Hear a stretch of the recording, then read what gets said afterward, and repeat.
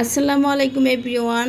আবারও চলে আসলাম একটা নতুন রেসিপি নিয়ে। আজকে তৈরি করে দেখাবো ডিমের পিৎজা। আশা করি রেসিপিটি আপনাদের ভালো লাগবে। যদি ভালো লাগে তাহলে পেজে একটা ফলো দিয়ে যাবেন, আর যদি ইউটিউব চ্যানেল থেকে দেখেন তাহলে চ্যানেলটাকে একটা সাবস্ক্রাইব করে দিবেন। আর যারা অলরেডি ফলো বা সাবস্ক্রাইব করেছেন তাদের সবাইকে অসংখ্য ধন্যবাদ। পিৎজার ডোটা তৈরি করার জন্য একটা গামলায় 1 কাপ কুসুম গরম পানি নিয়েছি। এর মধ্যে দিয়ে দিলাম 1 চামচ ইস্ট আর 1 চামচ চিনি আর স্বাদ মতো লবণ।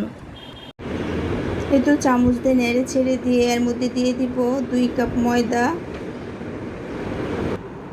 ময়দাটা দিয়ে এখন হাতের সাহায্যে ভালোভাবে মাখিয়ে নিচ্ছি।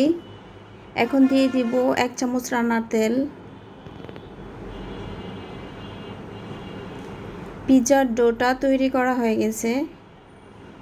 এখন ডোর উপর দিয়ে একটু তেল মাখিয়ে কিছুক্ষণের জন্য রেস্টে রেখে দেব।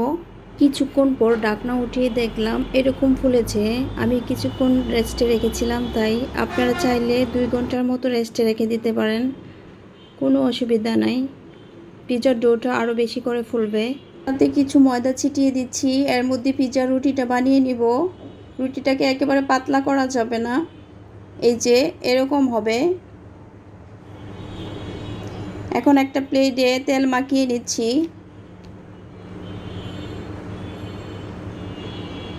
এই যে প্লেটে পিৎজা রুটিটা দিয়ে দিলাম।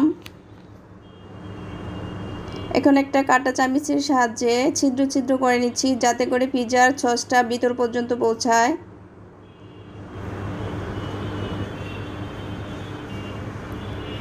এবার টমেটো সসটা উপর দিয়ে দিব।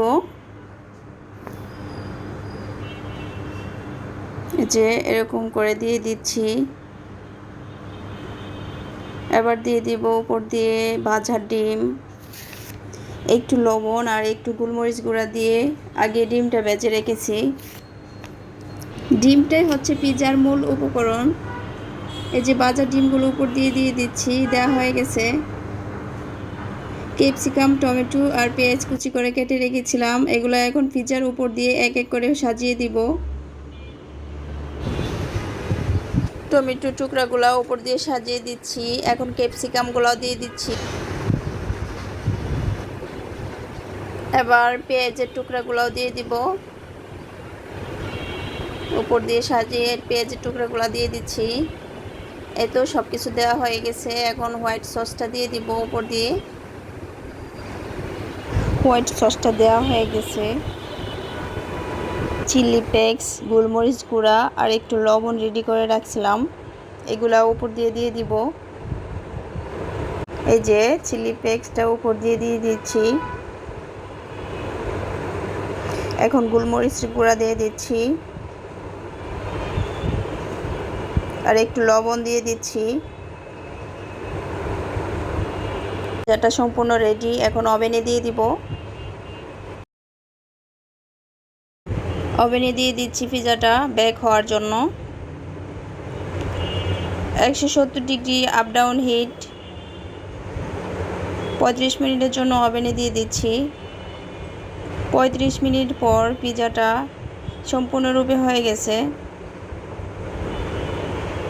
এই যে এখন কেটে নিচ্ছি।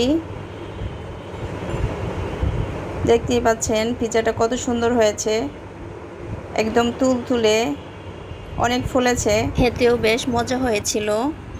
ভিডিওটা অনেক দিন আগে করা ছিল, আজকে ভয়েস দিয়েছি তাই আজকে আপলোড করেছি। রেসিপিটি যদি ভালো লাগে তাহলে বাসায় আপনিও ট্রাই করে দেখতে পারেন। ছোট বড় সবাই পছন্দ করবে, মজা করে খাবে। ভিডিওটা এ পর্যন্তই। ভালো থাকবেন সবাই। আল্লাহ হাফেজ।